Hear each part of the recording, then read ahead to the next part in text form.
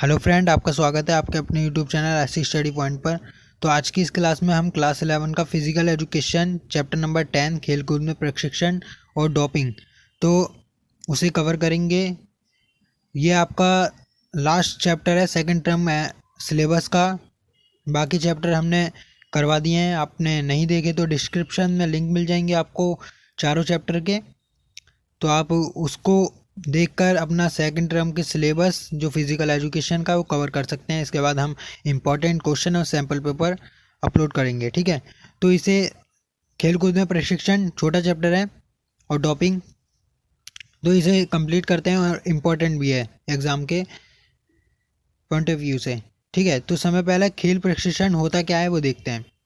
तो खेल प्रशिक्षण का एवं विचारधारा, ठीक है, और इसके सिद्धांत। खेल प्रशिक्षण में इतना ही आएगा कि खेल प्रशिक्षण का अर्थ होता है विचारधारा और इसके सिद्धांत यानी प्रिंसिपल्स क्या हैं तो वो देखते हैं। समय पहला है खेल प्रशिक्षण का अर्थ और विचारधारा। खेल प्रशिक्षण नियोजित व्यायाम अथवा खिलाड़ी द्वारा निश्चित समय में प्रयास जिनके द्वारा खिलाड़ी को और अधिक भार सहने, ठीक है, और विशेष रूप में प्रतियोगिताओं के लिए तैयार से लिया जाता है। खेल प्रशिक्षण नियोजित व्यायामों के माध्यम से खिलाड़ियों को विशेष दबावों के अनुकूल होने के साधन जुटाता है और खिलाड़ी की इस प्रकार के अनुकूल से भविष्य में और अधिक प्रशिक्षण भार सहने की तैयारी हो जाती है। यानी खेल प्रशिक्षण आसान भाषा में समझे तो खेल प्रशिक्षण वह प्रक्रिया है जिसमें खिलाड़ी आगे कुछ करना चाहता है, ठीक है, तो अभी से ही उसकी ट्रेनिंग, एक प्रकार की ट्रेनिंग होती है। यानी आप एग्ज़ाम देने जाते हैं, ठीक है, तो आपको एग्ज़ाम देना है सेकंड टर्म का, ठीक है। तो आप क्या कर रहे हैं, आप पढ़ रहे हैं, ठीक है, आपको फिजिकल एजुकेशन का एग्ज़ाम देना है तो आप पढ़ रहे हैं, ये भी आपकी प्रशिक्षण ही है। ये है हमारा एजुकेशन का प्रशिक्षण, लेकिन ये खेल प्रशिक्षण होता है जिसमें खिलाड़ियों को पहले से ही उन्हें ट्रेन किया जाता है जिससे वह भार सह सकें आगे जाके, ठीक है, और उन पे बहुत दबाव डाल जाते हैं जिससे कि वो आगे के लिए तैयार हों, ठीक है। यही इसका मीनिंग हो गया। अब हमारा इसका विचारधारा यानी कॉन्सेप्ट ऑफ ट्रेनिंग, प्रशिक्षण की विचारधारा क्या है, ठीक है। तो खेल किसी उपलब्धि अथवा प्रतियोगिता की तैयारी के लिए बदलाव के साथ साथ किसी प्रतियोगिता की तैयारी हेतु प्रशिक्षण विधियों एवं नई तकनीकों के प्रयोग से आए दिन कीर्तिमान स्थापित किए जा रहे हैं। यानी एवरी डे, ठीक है, यानी दिन ब दिन इसमें बदलाव भी होते हैं। भार प्रशिक्षण वेट ट्रेनिंग की विधि को अपनाने से बहुत ही उत्साहवर्धक परिणाम सामने आए हैं और यह कहना गलत नहीं होगा कि खेल प्रशिक्षण किसी खेल या प्रतियोगिता, ठीक है, खेल प्रशिक्षण जो होता है वो किसी प्रतियोगिता या खेल के लिए वैज्ञानिक सिद्धांतों तथ्यों पर आधारित एक अनिवार्य प्रक्रिया है, यानी ज़रूरी प्रक्रिया है। खिलाड़ी को उच्चतम प्रदर्शन के लिए योग्य बनाती है। यानी आगे मैंने बताया था आपको उसको अच्छा परफॉर्म करना है आगे जाके, तो उसके लिए ये प्रशिक्षण जो खिलाड़ियों को है उच्चतम यानी अच्छा प्रदर्शन के योग्य बनाती है, ठीक है। यही इसकी विचारधारा है।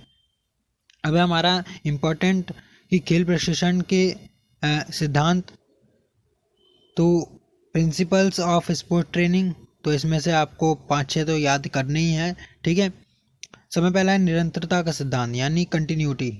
तो कंटिन्यूटी यानी आप प्रशिक्षण यानी किसी खेल की ट्रेनिंग ले रहे हैं, ठीक है, तो आप उसको लगातार करेंगे तभी आप उस खेल में सफल होंगे, ठीक है। यानी ये नहीं कि एक दिन कर लिया 5 दिन की छुट्टी, ऐसे नहीं, यानी आप लगातार करते रहेंगे, ठीक है, यानी एवरी डे, तो उसमें आपको सफलता मिलेगी। दूसरा है अतिभार का सिद्धांत। यानी अतिभार यानी ज़्यादा भार का सिद्धांत क्या होता है कि इसमें खिलाड़ी जो होता है वो पहले से ही, जैसे 50 किलो वेट उसको बाद में उठाना है, पहले से ही वो इसकी प्रैक्टिस कर लेगा, ट्रेनिंग ले लेगा, तो आगे जाके उसको कोई दिक्कत यानी परेशानी नहीं आएगी, ठीक है। यही अतिभार का सिद्धांत होता है। व्यक्तिगत भेद का सिद्धांत। तो व्यक्तिगत भेद क्या होता है, अलग अलग दो व्यक्ति होते हैं उसमें अलग अलग प्रकार की भावनाएं होती हैं, अलग अलग प्रकार के वो होते हैं, तो जिसमें कि उनको अलग अलग प्रकार की ही ट्रेनिंग दी जाए, ठीक है, तो ये व्यक्तिगत भेद का सिद्धांत। अब हमारा आता है विशिष्टता का सिद्धांत या विविधता का सिद्धांत, ठीक है। तो विविधता का सिद्धांत कहलाता है कि,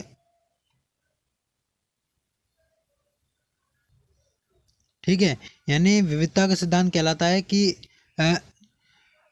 अलग अलग प्रकार की ट्रेनिंग दी जाए जिससे कि जो खिलाड़ी है वो बोर ना हो। ठीक है, यानी एक खेल को आप लगातार 1 महीने या 15 दिन तक करते रहोगे तो आपको बहुत बोरियत सी फील होती है। ठीक है, इससे इसलिए ये अलग अलग प्रकार से ट्रेनिंग दी जाए, ये विविधता का सिद्धांत हो गया। और नेक्स्ट है कि हमारा गर्माना व ठंडे होने का सिद्धांत।